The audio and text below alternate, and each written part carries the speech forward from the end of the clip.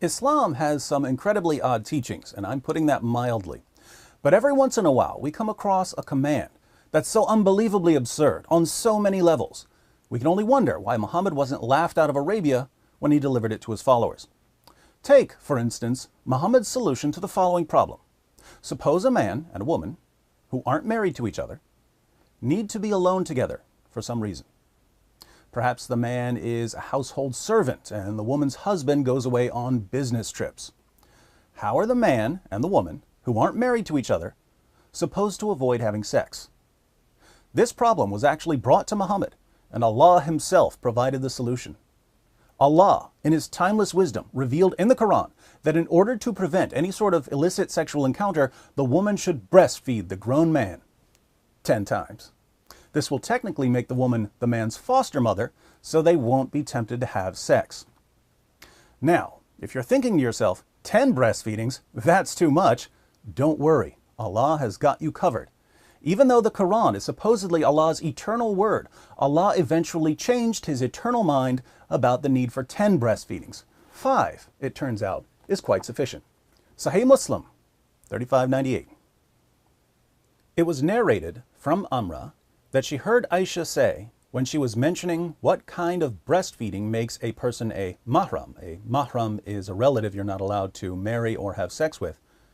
10 definite breastfeedings were revealed in the Quran, then 5 definite breastfeedings were revealed too.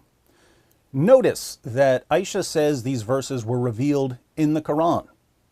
Let's read another. Sahih Muslim, 3597.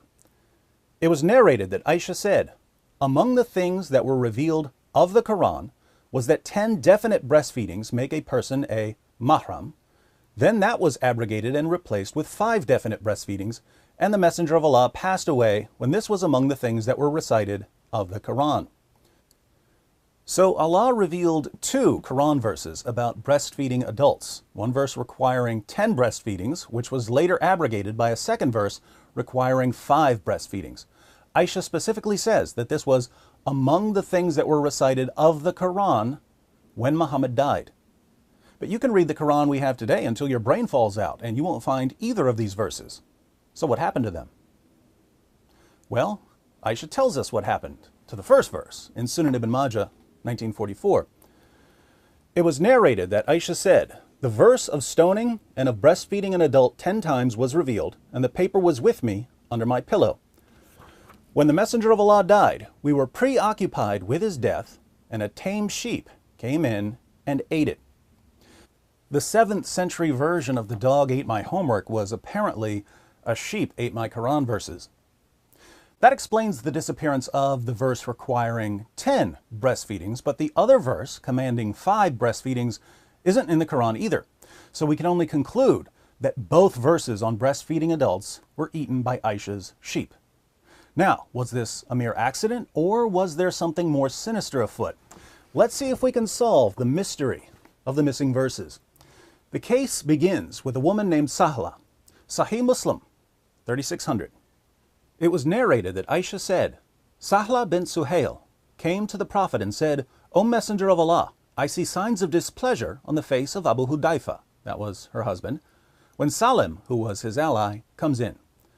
The Prophet said, breastfeed him. She said, how can I breastfeed him? He is a grown man. The Messenger of Allah smiled and said, I know that he is a grown man. Creepiest smile ever. So Sahla's husband was concerned about this grown man being around his wife, and Muhammad's response was that she needed to put her breasts in the man's mouth repeatedly. Interestingly, Sahla did exactly what Muhammad and Allah commanded. She put her breasts in Salim's mouth so that he could suck on them over and over again.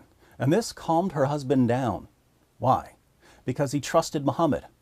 Well, Muhammad and Allah say that if I just let this man suck on my wife's breast a bunch of times, I don't need to worry about what they do when I'm gone for the weekend. I feel so much better now that her nipples are in this guy's mouth. Anyone else want to hang out with my wife while I'm out of town? Come on over. Breasts for everyone, Allahu Akbar. For a while at least, Muhammad's wives were on board with Allah's views on breastfeeding adults. When Muhammad's wife Hafsa wanted to spend time with a man, she would send the man to her sister to be breastfed. We read in Malik's Muwatta, chapter 30, section 1, number 8.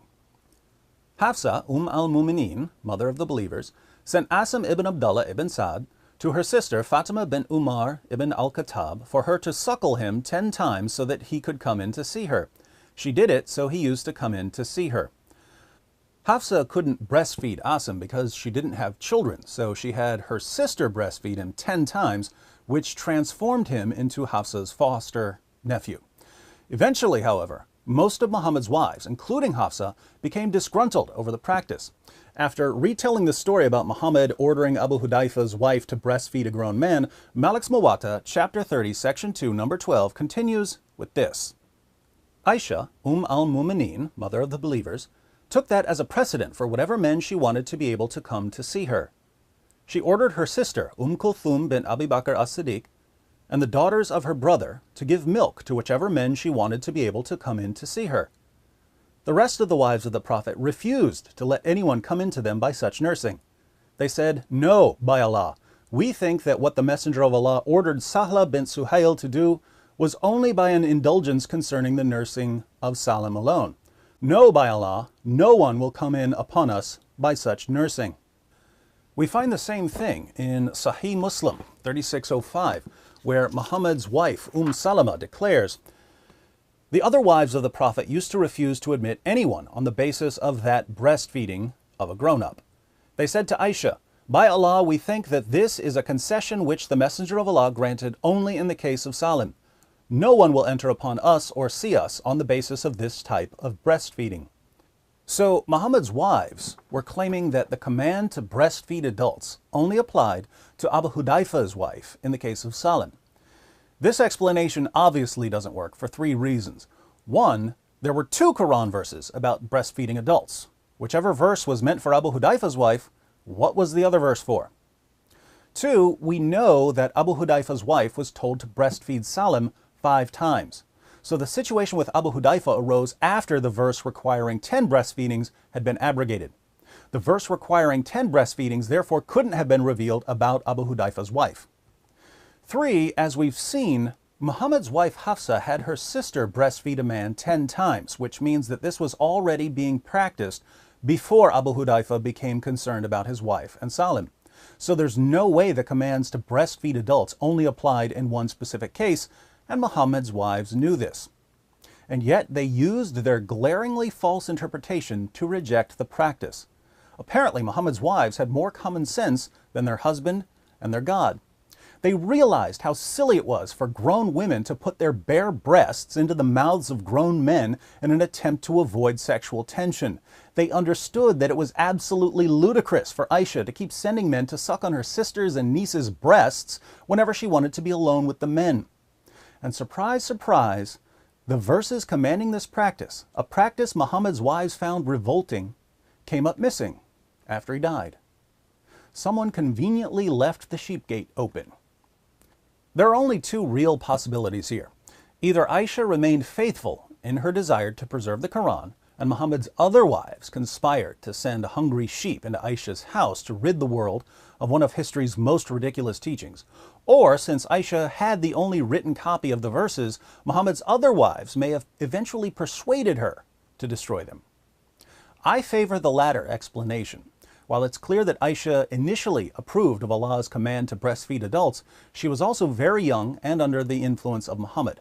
When Muhammad died, Aisha was 18 years old, and by this time she had presumably learned that if a woman wants to avoid sexual tension, it's a good idea to keep her breasts out of men's mouths.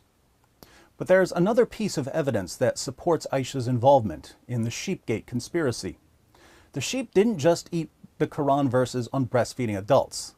It also ate the Quran verse on stoning adulteresses.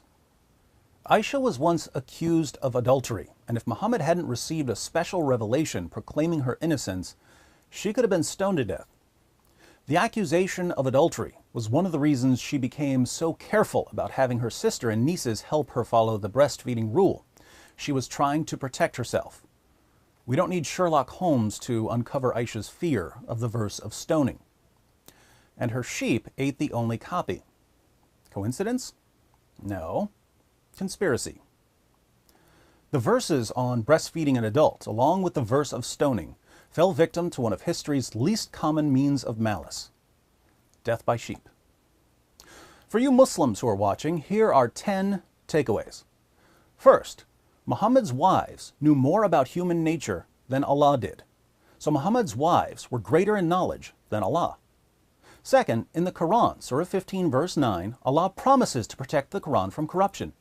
And yet Muhammad's wives were able to destroy verses of the Quran. So Muhammad's wives were greater in power than Allah. So was the sheep. Your God couldn't protect the Quran from a sheep. Third, Muhammad's wives had the courage to remove this awful teaching from the Quran. So they were greater in goodness than Allah. Question: if Muhammad's wives were greater in knowledge, power, and goodness than Allah, why are you worshiping Allah? Fourth, if Muhammad's wives were willing to deliberately destroy verses of the Quran, it seems that they may have recognized that they were married to a false prophet. Unfortunately for them, since the penalty for leaving Islam is death, they had to keep quiet about their apostasy. Fifth, many Muslims today don't believe in the doctrine of abrogation, the doctrine that some Quran verses abrogate or cancel other Quran verses. And yet your most trusted sources are filled with examples of Quran verses abrogating other Quran verses. Why do modern Muslim beliefs so frequently contradict orthodox Islamic doctrine? Sixth, you believe that the Quran is an eternal tablet in heaven. But notice that this eternal tablet is incoherent. One verse of the eternal Quran says that 10 breastfeedings are required to make a man a mahram. Another verse of the eternal Quran says that 5 breastfeedings are required to make a man a mahram. The Quran is eternally incoherent. Seventh, the Quran you read today is different from the eternal Quran. Which one's better? Eighth, your Muslim leaders tell you that the Quran has been perfectly preserved, even though they've read the same sources I keep quoting to you. Your leaders know that, according to your most trusted sources, entire chapters of the Quran were lost. Large passages of the Quran were lost. Verses were lost. Phrases were lost. And yet they tell you that the Quran has been perfectly preserved right down to the letter from the time it was revealed to Muhammad. They tell you this because it gives you confidence in the Quran. But your confidence is based on deception. Ninth, if your leaders keep lying to you about the history of the Quran, what else are they lying to you about? 10th, if your leaders are the ones who are lying to you, and I'm the one who's telling you the truth, why do you get mad at me? For more on changes in the text of the Quran, click on A Brief History of the Quran. If you'd like to see me solve another Islamic mystery, click on Who Killed Muhammad?